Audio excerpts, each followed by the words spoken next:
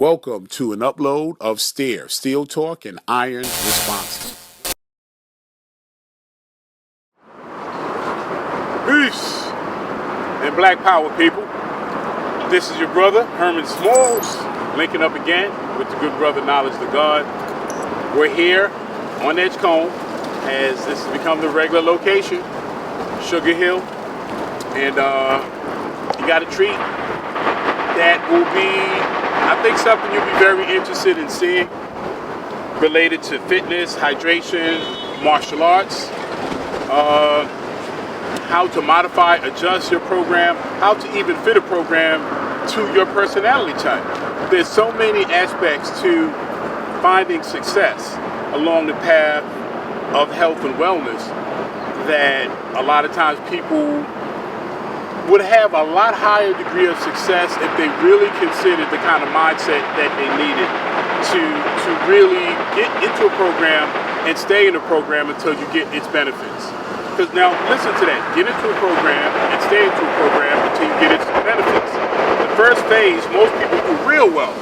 People have been signing up for gyms and buying expensive equipment online and forever. That's why these industries keep cranking out institutions to service that. They know a percentage of the people that make an investment in their product or the service will never utilize it. So that's why every 2-3 years there's a new device, there's a new diet, a new supplement, a new, because they measure what your attention span is. So if you can get out of that zone and make a connection with an activity that you will hopefully make it lifelong, why not do something that you benefit for the rest of your life? Often here in New York, again, if I'm downtown, I roll through the canal, there are different parks in that district. And it is common around noon, sometimes 2 p.m. to see 30, 40 elderly Asian individuals going through different methods and movements of Tai Chi.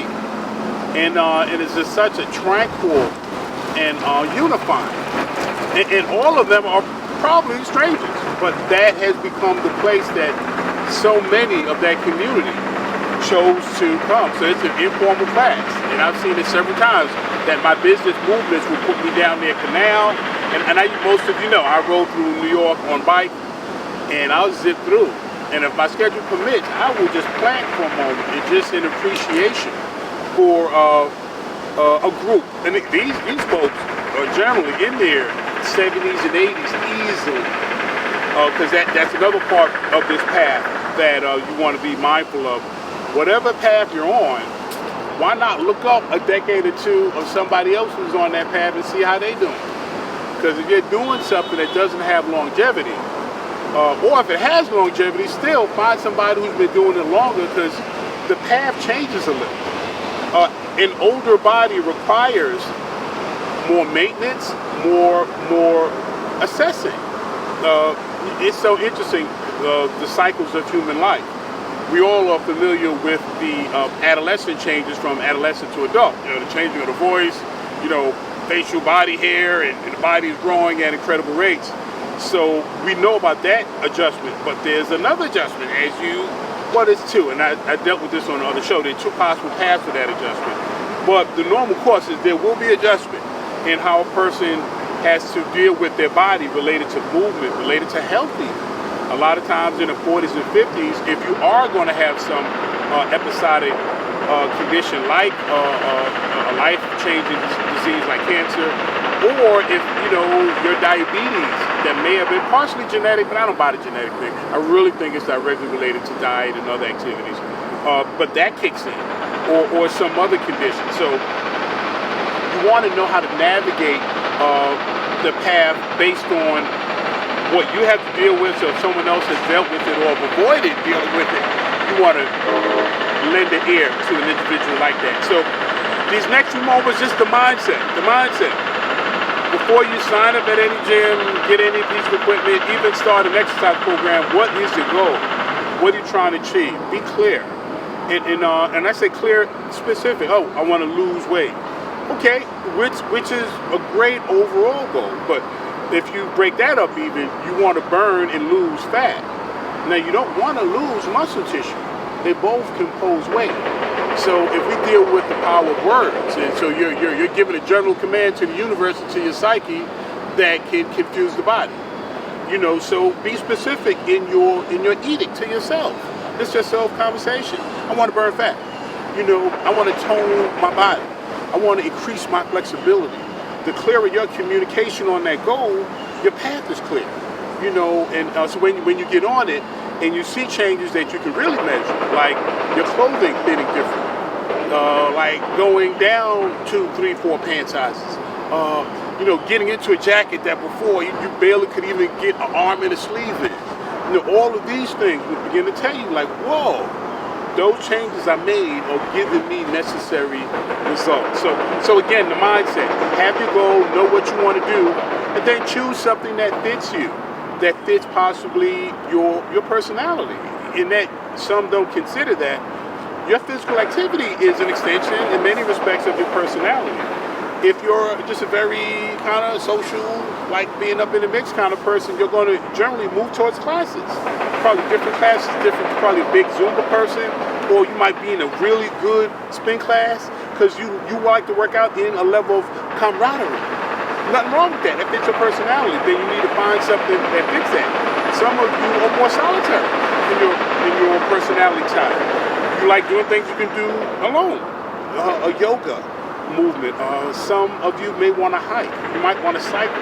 You might want to do something. If you want to do it right now, you can go out, get up and go. That fits more your personality. Then lean towards those activities.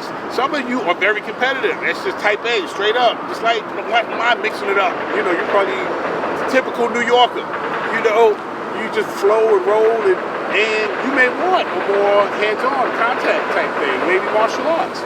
That you might get a chance to get up in the ring and, tussle with someone because you like that kind of contact. Then find one. A place like New York, there's a myriad of options now for martial arts. I'm going to plug my brothers. If you're here in New York, you're from Harlem, we got some grand masters. Our brother Little John, his legacy, Harlem Doju, Bethia, Fight Back Intelligence, Mahalio, Larry. Oh man, this is the number of guys that have been putting in years in the martial arts. So if you want an expert, come to Harlem. So we're back to you. You've gotten your goal. You understand the mindset. You picked the activity. The next level of a conversation you need to have is don't expect it to be a wand waving thing. You're actually going to get out of it what you put in. Now, that would never be a slogan for any company trying to sell something. Come to our company because you will get out of us what you put into us. That don't excite people. People want to get more than what they put in. And that's kind of human nature, We want to put a quarter in this slot, pull down an arm, and leave with $10,000. So that's kind of how we get down as human beings. But the more pragmatic and understanding you are of that universal law, that you will get out what you put in, then you're clear, you're grounded. So when you start, you realize commitment is part of me staying in this. Certain nutritional adjustments are part of me staying in this. And so again, now the plan is having life breathe into it, so you get these things off the ground. The next part of this still, you're in the conversation part, okay, as good as I try, as hard as I work, I'm gonna fall short. I'm gonna miss a day. I'm gonna come in, I'm gonna have late meetings, I'm just not gonna feel like doing it that day. And or I'm gonna eat something that I know ain't good for me. Matter of fact, it could be probably the worst thing in the world that I could be eating right now, and I'm gonna eat it. And that's gonna happen. But guess what? You're gonna deal with that, get it out the way, and get back on track. So even understanding, even in the best plans, there are going to be failure. Now, there are different schools of thought with that. Some people think, don't let defeat into your mind at all. That's real art of war. Don't even accept. For me, I don't know. I kind of like understanding that this could happen, but it ain't going to stop me, rather than this will never happen. Because you kind of set yourself up, for devastation almost, because you've already convinced yourself that this could never happen, and it happens, and you've never even thought about plan B, C, D. I don't think that's a good mental place. We're still dealing with the mental here. It's okay, you're into it, you started, you're committed, and then the good news happens. So as we progress forward, we're going to have different sections. Again, weights, calisthenics. I'm going to build from the basic level. There's not a single person listening right now that's not going to get something from this. I don't care if you're 90 or if you're 14 or if you're very athletic, anywhere between those two. And I mean very athletic. I'm going to have something for you. Either, it's going to be basic movement, but the theory and knowledge that I'm going to give you behind it is from decades of experience, of working with. What's so interesting, I've learned more from the average quote-unquote body than all the athletes I've worked with. Because an athlete is a fine-tuned physical machine. So, you run a machine just like you're going out on the racetrack constantly. So, yeah, that's nice to be at that level working with people who perform like that. But the mental challenge of the average executive, run-of-the-mill guy in New York, run-of-the-mill, you just made it to six figures, you still kind of run-of-the-mill. That's almost how much it costs to live here. But for him to come in, after all of that and still put in and see his body change and what he has to go through mentally to continue to do that, I have learned a lot from that process. So I'm going to be sharing insights of that nature. So I hope this section by itself was something that you could appreciate. As I was speaking the knowledge of God, I said, before I lift or move, and we don't talk about mindset and how people need to think related to this goal, they're almost setting themselves up for failure. Anything you want to just throw in with that or share? Every time we talk about health, I always got to mention the people who are saying, I'm just too lazy, man. I'm too lazy. I know that's a mindset as well. It is. So just what do you say to the lazy people, the people who think they're too lazy? Because it's, like you said last time, pain. That laziness also attributes to the pain that comes with the work that it takes. True. I'm running, my heart's beating too fast. True. My knees hurt. Right. I can't do these push-ups. My body's hurting for 3 days. I can't move anymore. True. And pain. All right, well, pain and laziness. I'll revisit pain, but laziness is very interesting. And I don't take the approach of the average quote trainer, health guru, whatever those titles they throw at folks. My approach is a little different. I kind of find common ground with them. Quote unquote lazy people who naturally don't want to engage in a physical activity that they don't have to. As crazy as this is going to sound for me to say this, they are really very logically thinking people. They're very logical, and they're really kind of sound. Because I don't know if I made this joke on YouTube yet, but I said if a spaceship came in from a different planet and landed on the roof and walked down into a gym and just started walking through and seeing human beings on treadmills and on step machines and looking in mirrors doing the same thing over and over, that alien would think they landed in an insane asylum. I mean, who wants to pick up something 20 times, put it down, walk over, come back? That's almost OCD up in this piece. So the point I'm making with that is, God, people ain't feeling that. That's a human and natural thing. That don't fight it. Now, since we've got clear on, now this is the way around it, because it is going to stop you. Folks that are pragmatic like that, they have to develop or tap into their understanding of delayed gratification. Delayed gratification. You're going to do something now, you got to be so connected to what you're going to get later. That's where that bond is. Whether it's the transforming of your body or just the way you're going to feel about this new position, or if you're an artist or some kind of performer, you got to be on stage and your body is your tool. So if that has to be the goal, and some people, again, that might be tapping into another, they might be very career oriented. So if you make their health connected to their career, that I've seen multiple times with people who say, I hate doing this, but they do it. People say, oh man, I'm so lazy, but they out there on that track. Because the activity, what they wanted was bigger than that, gets them out of bed regularly.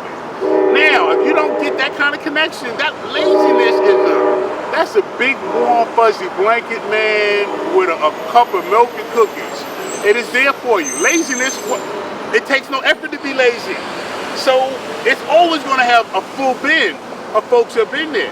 But a lot of the great things lay on the other side of laziness. So again, to recap, ain't nothing wrong with y'all, but if you don't get that checked, it's going to slow your roll. And some of y'all are some brilliant people.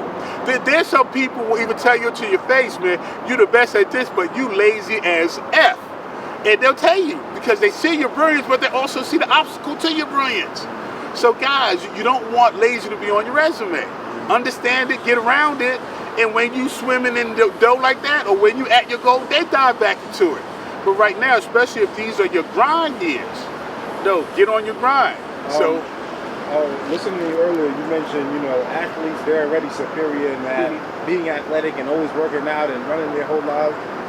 For people who are, the average guy, walking around trying to get in shape and things like that, what are some of the first steps you could give them towards getting into? Some people, as soon as they say, you know what, I'm shaping up, they start running in and trying to do everything that first day. What are some of the steps on how to ease them into getting into a workout where they can stay consistent? Because that's really the key word is consistency. You can only work out for a week, right? But you can do it for 6 months to a year. Yeah. Or 6 years to 10 years, and 6 to 60 anyway. But even before I start, I will break even those two into two different groups. One group, I would say this group may have had some physical history of sports. They might have been, basketball in high school, college, or been in and out of the arts or the gym. That's one group. And they whatever, job, family, career, whatever made them stop. They might have been dormant 10 years now. But then there's a group of adults that have never been in a physical fitness program. It's just for whatever reason, it wasn't something that was primary. And interesting enough, a lot of our brothers that come from different nations, their curriculum in many instances, not like here. They got football, basketball, it's a big thing here. A lot of these other curriculums are very heavy in the sciences, they're very heavy in what's necessary to get you, to a good place. So they will arrive at a level of success, maybe corporately or through their entrepreneurial efforts, but have never did 20 push-ups in their life. No military background, so you have a person like that. The first group, the benefit they have muscle memory. Muscle memory is a beautiful thing in that when you go back to an activity, even though you've been dormant for an extended period, that muscle memory starts to give you a roadmap. So when your muscle tissue, the fiber, because that's what that process is, you're breaking muscle tissue every time you exercise.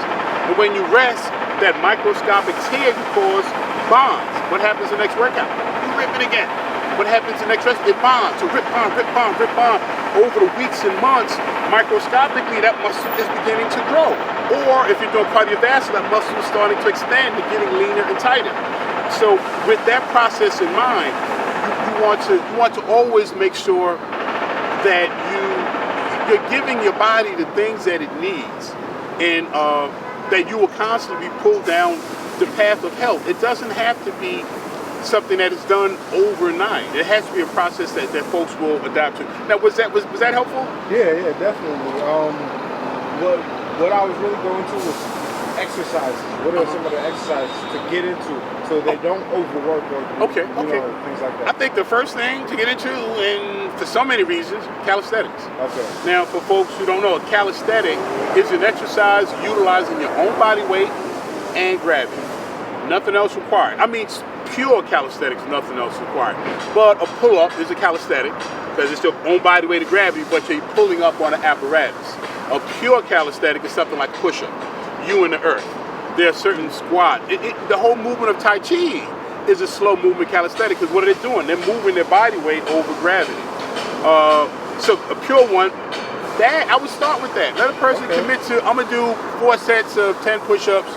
Don't even do it every day, every other day. I really want to ease people into this. I don't want them doing something like, because you get to that, it hurt, you're going to stop doing it. Every other day, meaning one day, let me get this mess out the way.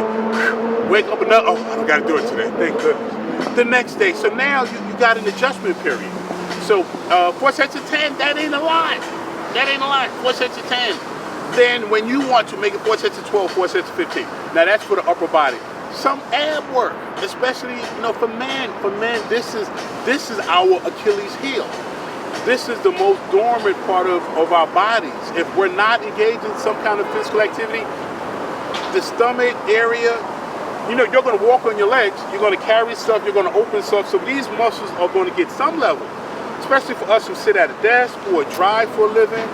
This area the only natural contractions that occur, laughing, coughing, sneezing.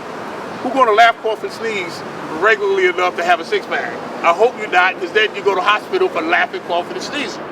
But the point you get, so if you don't put a systematic introduction of activity in that area to combat that, it's going to get bigger and bigger, especially if you're not burning calories on any other level, and if your calorie consumption is off the chain. If you like soda, if you like, sweet breakfast and pancakes, if you like pastry, well, some of y'all are watering at the mouth. Let me, I think I'm gonna have to stop now. Folks are getting hungry. But I'm mixing some humor in this, but this is real serious stuff too, folks. This is health. And if you want it, so the answer to the question is the person has to look at that and make the adjustments they need. So calisthenics would be one of the main things. And also sticking with the health thing and everything and getting in shape. How important and what foods do you require when getting into this mode, because a lot of us, like you said, we want that pancakes and eggs and, eat like turkey or whatever for dinner and all that craziness. And the thing with food is, it's nutritional, but it's cultural too. Okay. People remember how much memories we got. I mean, ice cream and cake, what does that mean to so many people? I mean, there's things that we are locked in. Pancakes, oatmeal. There's certain, we woke up as children, grandma or mom was putting something on. So, you want these foods. Or grandma used to bake this carrot cake because she loved you and she knew you was coming over. So you get a piece of carrot cake, you are remembering grandma. So some of this stuff is these are strong emotional connections. But again, delayed gratification or understanding what that connection is. And then for me, this is the other part that, maybe I am the humanist trainer because I try to work with people. It's not like you can never have that stuff. But you got to first you got to check it. Because if you're out of control with it, if you got a gallon of Haagen-Dazs up in your freezer every night, that's a little out of control with this stuff. Check it first, and then, but you can bring it back, you can treat yourself. I'm not like you can never have that again, but the amount that you consume is ridiculous. Especially guys with this guys and ladies, these 2-liter bottle sodas. Soda is the worst liquid you can put in your body. Coloring, sugar, and carbonation. But then making choices, to take you away from the path that is taking us from it. That's one of the hardest things with food is like the addiction, like you said, bringing in all those memories and things like that. Yeah. So it's hard, but you have to do it. You say the things to eat. Instead of giving people a list of specific foods, what I do is this. We are people of the land. We are people of the earth. We are people of the sun. We are people of nature. I say this. Overall, the overall stamp is the plant-based diet. But the theory behind, what we are, if it's coming from the earth, especially, with the organic, it's pure source, not the pesticide, but if it's coming from a pure or clean earth, and that's your main consumption, you can't go wrong. Your battle is half done. But you're like, oh wow, all I gotta eat is grass and vegetables and tree bark and no, that should be the main core. But especially now, I love black bean burgers. Black bean burgers. There are so many ways that plant-based stuff is being put together. Yeah. Now stay away from soy. The stuff I've been hearing and reading about soy for both first was just men, now women. Don't touch soy. It's some man-made stuff. I thought it was one of the godsends. I was pushing it maybe 20 years ago until I started getting internal information from other healthcare professionals. But naturally organic stuff from the soil, your fruits, your vegetables, your whole grains, your beans, your peas, your legumes, that's it. That's the main thing. And with all the other ways, any other taste you got, there's something out here to serve it. But if you are not moving towards a plant-based diet, and that's total veganism, you're not excelling at the highest level of nutritional intake. And I'll be the first to admit, I fluctuated. I've gotten it. And I tell you, when you get there and you stay there, but I've left it. My family is part of the southern migration. Mm-hmm. You know the foods that come from the south, macaroni, cheese, oxtail, cornbread, greens, turkey wing. Yeah, I am. But so I'm a part of that. And again, memories. The family is around. you know, you got these elders that raised you on that, and some of them we still have. You're gonna sit back, and I am. For those who are strict, this, that, I'm gonna sit back and I'm gonna indulge in that cuisine that is transforming me while I'm still holding on to those who I built those memories with. So yeah, get it from the earth. Plenty of water. Water is such a major deficit, and most people are running around every day for days and weeks underhydrated. I would put 80% of definitely most urban environments are underhydrated. Now that's under. That means you're not having your quota. Now there's maybe 15% that run around regularly dehydrated. Now dehydration in the system ain't good because now you're stressing all your organs. It's like your car's overheating. So you are actually 15% of you, in my estimation, are really having your body under an almost borderline medical condition for days on end. I know a lot of younger people, man, a lot of friends of mine, things like that, say they don't drink water. No, like, they don't drink water. Goodness. Like they juice, soda, but they don't drink water. And all that other stuff. Yeah, they're like, that's like a regular. Like a lot of people who regularly say, I don't drink water. Do they explain why? They don't got no taste. Okay, I hear that a lot. Yeah, but whoa. So that's the reality. I see all, you know what I mean? A lot of people. So like I said, days, now weeks. Now how about if they hold on to that philosophy for months? Or their whole life. Yeah, now the only saving grace is there is water in so many things, in so many beverages, but there's nothing like pure water, man. So this is a young person. Yeah, people I know. So their young bodies are being starved for one of the basic nutrients. And why? Now, some of that stuff, look at the commercials they push, man. And look at all the sports figures that, you know, cracking bottles and they're pushing that. And who's pushing water? Well, I am.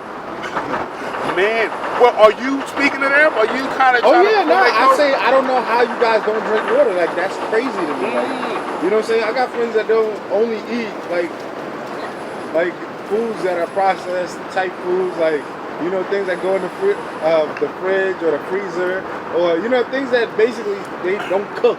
Like they'll never get them to actually cook it if it's not bought.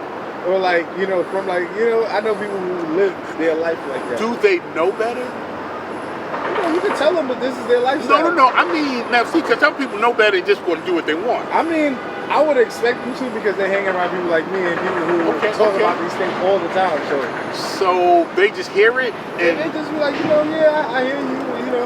And sometimes I've had friends who's like that too that also say, yo, I started drinking water. Like, because, you know, they see it in their bodies and in their things like that, their faces and things like that. Okay. You know? So maybe it's just, I mean, yeah, even, I'm sitting here, I mean, I did pizza and hamburgers and I mean, I had the regular, I teach this, I'm an expert 30 years plus, but my early teens, like high school stuff, I was rolling and I didn't have this knowledge until I got it. So everyone has their journey. And the thing is that the sooner you wake up to it, the more you start preserving this physical gift that we've been given. Because to put anything processed or anything that you know is a toxin or even anything that's nutritionally deficient, you eat to give nutrients to the body. If you eat something that has no nutrients, what's the process of eating for you? Well, I mean, the sugar, then it's a straight up drug, man. Because sugar is a drug. You know, sodium is a drug. These are drugs. So if you know there's no nutritional value, then you're feeding your fix. Now I'm drinking 2 liters because I got a sugar rush. You know, now I'm drinking 2, 3 of these big cups from Starbucks, you know, because I got a caffeine Jones. Because folks sometimes forget, these are drugs, legal ones. So if you just strung out like that, and I'm using strong language, because some of you, it is serious. And even, you know, Starbucks marketing is just amazing. Because look at the memory they create. I mean, you go in there, you would think it's one big family in there. Laptops of people. I've seen folks the most chill in the Starbucks. You think they live there? You think they ready to put their bedroom slippers on and go, you know? So they marketed that beautifully. And I'm not trying to speak negatively against, you know, their product. But the level and the amount of one of these every day, I mean, I see people, I don't know it has to be 16 ounces. These big, tall cups. Because I remember a cup of coffee in a little cup, your whole hand practically can cover the whole thing. Now, these Just like with the sodas, the 2 liters, they're pumping more drugs into people without them realizing. I say people can almost barely hold the cups. It's crazy, and it's a drug. And they're on every corner. They got more Starbucks than liquor stores now. They are the new highest drug on. Liquor was ruling. Now look, liquor came down a notch. And this is what they're doing to the American population. You're a customer, and this is a corporation. But that's all fitness. I don't want to get political. Staying on fitness, man, what do you say to people, too, about eating habits, like within time, like eating at a certain time, too early, too late, you're eating before you go to sleep, you know what I'm saying? Things like that, because I think that's also something a lot of people Oh, man, that's one of the biggest things. Again, back to nature, like the example I gave, we are people of the earth, eat from the earth. Again, back to nature, everything has cycles. The sun rises, you have a full day, the sun sets, cycle, winter, spring, cycles.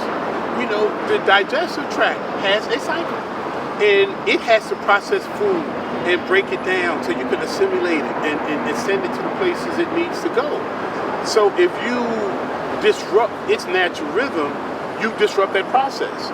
And that's what the late meals does. That's what eating late. And then one eating late, putting food in the body that at an inopportune time, and then double whammy, the kind of food you put into it it's late, and you putting in fried chicken, a hamburger, Domino's, yeah. So you putting this crazy stuff in at the wrong time. Now, explaining the wrong time part. The example I try to use with folks. Okay, let's say knowledge guard. You're out running. Wake up first thing in the morning, you run a busy day, doing everything you have to do. You get home, get ready to relax. Your friend calls you, man, knowledge of God, I'm in a spot, man. I'm renting my house. The painter didn't come. I got to have it ready. Can you come and help me paint overnight? And then I can be ready for 8. Yo, you my man, I'm going to go. You go over there now. You help him paint. You paint, boom, da-da-da. Help him, save him. You get back home. Get home 7:30. Put your head down. The alarm clock goes off. It's 8 o'clock. You got to leave out for work. You go out for work. What condition will you be in by the time you get to work? You're sluggish. You will be almost barely keep thinking. You're not going to hear stuff. You're going to be walking zombie almost. So the digestive tract, just like we sleep, it rests during the night. It needs to recover. If you did it right, it was breaking food down all day. Just like you was running, the best time to introduce food into your body is at your most active point of the day. That's when you're pulling from that fuel. That's when you're activating the digestive process. So now, digestives have been working and you've been working. So with that, you both need to rest. So you give your digestive tract a job to do at 9:30 or at 10. Or instead of doing it at 5 or 4. Yeah, peace. All right, my man. All right. Or giving it work to do. So that's the equivalent of your friend calling you to work on. So yeah, it's got to do it. But is it doing it efficiently? It's churning. It's breaking down. The initial processes are going through, but it's working at a more depressed level. So it doesn't as efficiently break the food down. A higher percentage from that alone is stored as fat because it's inefficient breakdown and assimilation. Now the fatigue process. Wait, I just want to say, what are the harmful effects of it? Of eating late and things like that. Weight gain is the major one. That directly, and I've seen people they'll take a night shift, or and I've seen systematically. I have a building I've been going to for over 25 years that I have clients in, and there's a doorman that he shipped from morning shift to night shift, and he did that about 12 years ago, and I have systematically every year see him put on anywhere from 3 to 7 pounds. Now over, again, 10, 12 years, this man is not twice his size, but he was a slim guy. Okay. But he's a late night working. Yeah, just the shift. But the shift, and he's eating at that time. Yeah. If you're working, your lunch break is at 2:30. Yeah. Totally against your body's clock. Yeah. So that's what the body does. It will show you it by gaining. And then obviously with the external weight gain, think of what's happening to the cardiovascular system. These are getting more clogged because there's more fat related to that activity going to this area. So now you're looking at another area with another set of stresses. So that's it. Yeah, the weight gain and all the negative attributing factors that go along with gaining weight. So no, late meals. You know what? I would even say this, and this is what I try to do: give people little steps forward. Even if you can't, you have to do one or the other immediately, or you committed food suicide.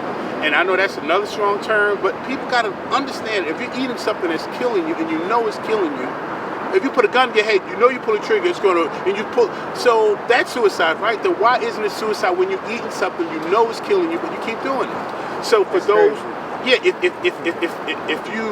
you're locked in to that part of it, I don't know, am I being a little too rough? No, I don't want to. Some people may need that. Some people. But I don't want to scare folks. I just want folks to understand this. There couldn't be anything more important than this. People leave here. here. It's a psychological thing for those people who know that they're killing themselves, know about all the health things, but still choose to eat the things. Oh yeah. Another example I use. I ride a lot. I'll go down Fifth Avenue. Probably the best, I guess they're the best, but some of definitely the best paid doctors, probably in the world, definitely in New York, on Fifth Avenue. Okay. And depending upon the given time of day, definitely if I'm rolling through there around lunchtime, and obviously I can't tell who is the owner of that office, but doctors have a certain look to themselves, and you'll see anywhere 3-4 of them, the doctor specialist, who knows every single damaged vessel that he's doing, right up in front of that office, pulling back. So now his knowledge can't get no higher about the damage he's doing. Yeah. Is that stopping him? Yeah. So the point is, it's some strong stuff. So your intellect, you can be all types of So it's so that's why folks who are beating up on, don't beat on yourself. Better folks than you failed at. But the thing is, find a solution. Find a way. Whatever it is, music, find. You know what it is? And this sounds crazy too. Find another obsession. Find another addiction. Switch off addictions. And that's kind of crazy to say, but the next addiction, make that fitness, make that walking, addict yourself, volunteer, addict yourself, do that every time you feel like smoking. No, let me go and do that thing that now either makes society better or makes me better. So yeah, that would be the best thing that I would offer. Also, staying on that topic, how about for those people who may eat one meal a day or won't eat during the day and just eat at night or something like that? How does that affect the body as well? Just eating at night. Again, the nighttime is the time the body should process. A person now, if they're eating one meal and that meal is at night, so they're kind of putting, opposing forces that is working for them, meaning they're eating less calories, so it's less work. And the digestive system, unfortunately, is resting. Well, not unfortunately, the way it's set up, it's resting during most of the day. Yeah. So instead of it having to rest at night, it's been dormant and relaxed. So by the time food is introduced, if it's good food, back to the quality. If it's garbage, garbage is garbage. But if it's decently good food and the rest has been there, now I still say that's not good, but they won't see the weight gain that the person who just eats all their meals over these totally negative time. There you see the 3 to 5 pound gain. If they do that for an extended period, year after year, these people will be getting bigger and unhealthier unless they're doing something really good to counteract it. And I remember this person who still ate on their old schedule. And they said, yo man, you don't eat, because I worked nights one time before I started my company. And it's like, yo man, you never eat now. And people knew. And if you know it and you practice it. Yeah. So, and guess what? He stayed that size. So it's about getting the knowledge and fitting it in. So that if it's one meal a day, at the time it's not ideal, but that could be better. And what was the other eating? And also I said about the eating, not eating throughout the day, and then just the portions of how to eat. Yeah. Throughout the day, if you can manage it. Again, with portions, we're right back. That thing, 10 years ago, supersized me. That was an interesting piece of work. Oh, yeah, breakfast, lunch, and dinner on McDonald's. Yeah, it showed a whole lot. So, a lot of it is related to the quality of food. But portions, a quick example of portions. The average stomach size, I mean, beyond, excessive stretching, the stomach will stretch. Yeah. can have, if you make a fist, this should be the portion of anything you eat. Either decide, well, I better. Smalls. Yeah. That? I mean, well, no, not that the size of the stomach is that, but the portion size. Of food you should be eating should be that. This size, if it's a portion of, let's say, brown rice, or if it's a portion of a food that you say throughout the day, or like every time you eat? For that meal, not every time. How many times you eat? But for that meal, yeah. Or they use a deck of cards as the size of a meat portion. An average person, people like laying ribs all that's what I'm saying. off the plate. I mean, Well, ribs, there's macaroni and cheese, and all the extra stuff that comes with it. And then the drink, you drink the drink after you eat, and then you eat the desserts. Exactly. But all right, for me, so when you say portion, I don't want to say something for where they're gonna look at me like I got two heads. What you talking about? But that's what these studies show. A size of a deck of cards should be the portion of your meat. Approximately a fist for those who, then there's food combined, you're not supposed to have protein and starch, but still going by some of the things that is being put out related to portion size. Let's say a starch, a potato, a cup of rice, whatever your pasta, your choice of starch would be about the size of the fist. So you got the meat, you got the starch, and hopefully the part that I think should be 2/3 or more of the plate, they leave a portion for your vegetables. And that, I don't give a portion on that. You get as big as salad, because see, you know what? A salad's self-regulating. Okay. Your jaw gets tired before you eat, and I tell you, you know what? I'm going to have to plug them. It ain't black owned, but it's a restaurant that makes some slamming salads. If you've been to Carmine's, either the one here in New York or in Atlantic City, their salads are insane. Okay. It's a big salad. It's enough for, three. I love salads, and I've knocked out about half. That's the best I've done. And the plate is that big. So the thing is, and even with that, I'm like, whoa, give me something to take this home. Meaning, as much as I love salad, it will regulate. The average person ain't feeling salads like that. Yeah. You got to almost pull a gun on somebody to get them to have a salad. I tried to tell her eat a banana. She went to the cookies and outweighed the bananas and gave me the attitude. But guess what? You saw that spark of life when she picked that green juice. Oh yeah. See, I'd rather see that and know, okay, there's a little opening there. She's probably gonna be the healthiest one in the family. Watch. Even though got your cookies now, to this and that. We all went through that where you connect her children. What do children like? They like sweet stuff. They running around, so their memory is with the sweetness. And then they got their adult needs and wants slowly emerging in. So yeah. So the juice would be a good thing. So are those helpful kind of nutritional things for folks? Yeah, definitely. And the one last thing I want to ask before we get into this workout, man, is stretching. How important is stretching before you really get a good workout? And how important is just stretching in general to wake up to stretch before you even start your day or before you go to sleep? And I'm gonna share it just how I get it. That was maybe not recent, maybe about a year and a half ago. I get, there's a sports section, health and wellness section in the New York Times.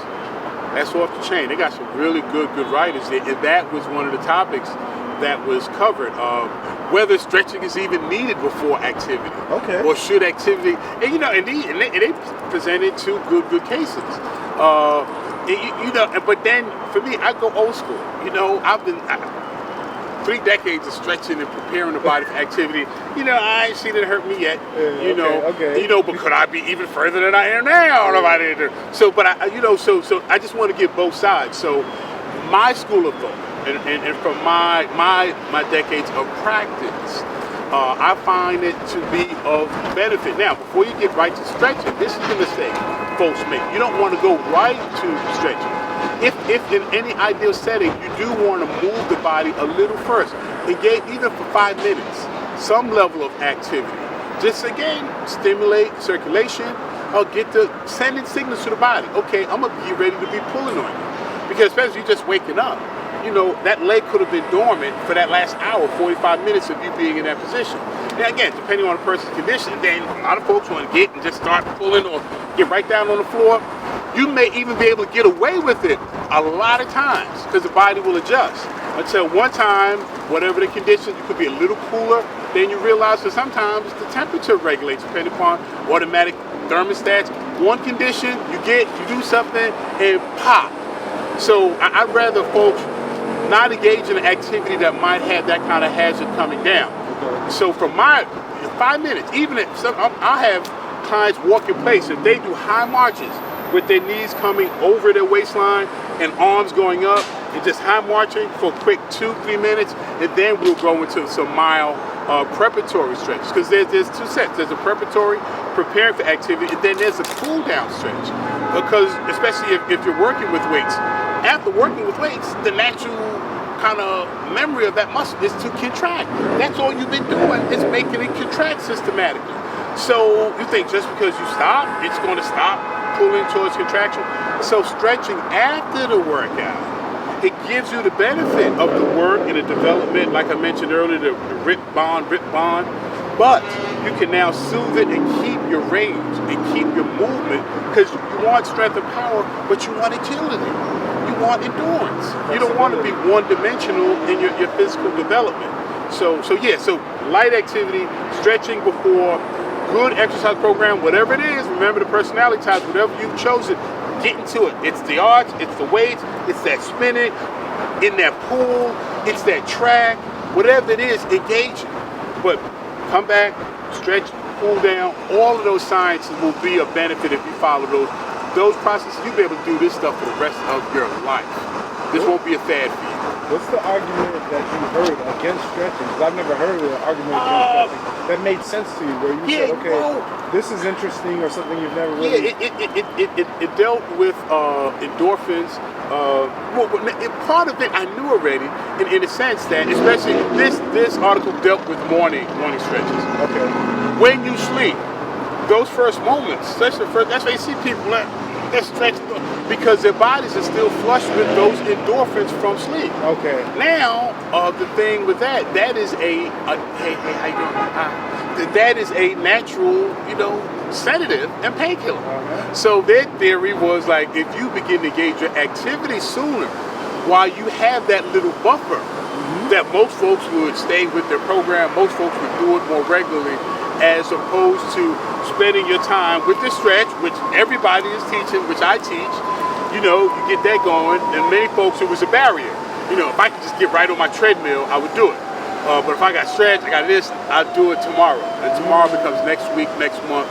So it dealt with that. It dealt with mindset, not so much the physical benefits. Well, no, they did did a study where they compared both, and they saw no difference. It was pretty extended.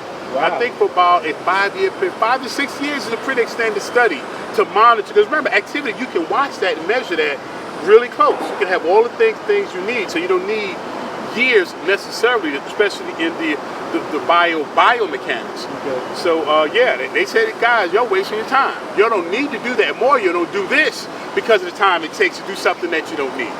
So it was interesting. They was hitting it kind of all different kinds of ways. And I took it for what it was worth, and I went back to what felt good to me. Just like, eggs are the greatest thing in the world. Eggs is causing death. Wine, never drink it. Wine has antioxidants, have a glass a day. Experts on both ends. Folks are going to be throwing you stuff. You got to really use common sense. And if you're going to really be a healthcare practitioner, if you get into this, the first thing I do, who funded the study? Before I read a word, who funded the study? Okay. So, because, if Philip Morris funded a study showing secondhand smoke increases the IQ of children under 3, after I see Philip Morris, I ain't got to go any further. So if it's a respected and neutral body, which how many of them are there? Because there's a revolving door. These guys know they can get big bucks for prostituting their status to co-sign some garbage. So that the customers, remember the corporation, we the customers, and the customers just keep coming in. They just want a bunch of addicted customers that have no financial discipline. If every American was like that, the corporation would be very happy. And we back into politics. Thank you again, man. That was a great breakdown. I think we covered all aspects of it. Yeah. We kind of went in different places the way we always do. But and folks, give your feedback if this is helpful. If you say, okay, guys, I like what I heard. Y'all spent too much time on that, not enough time on this. How can y'all do this? Give us feedback. I know I love feedback. Anything, because I grow. It fuels my growth. So give us your feedback as to how of benefit this information possibly have been, or what you can see that can make it better. But next, in this, I don't know how you're going to upload these, but now we're going to go through different stages of calisthenics, weight training, and I'm going to have some martial arts stuff for you.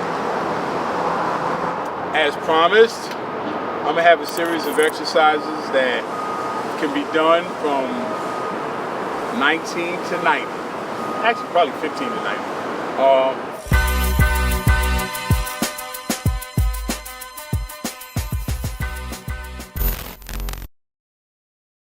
All my wrists is frogs. All my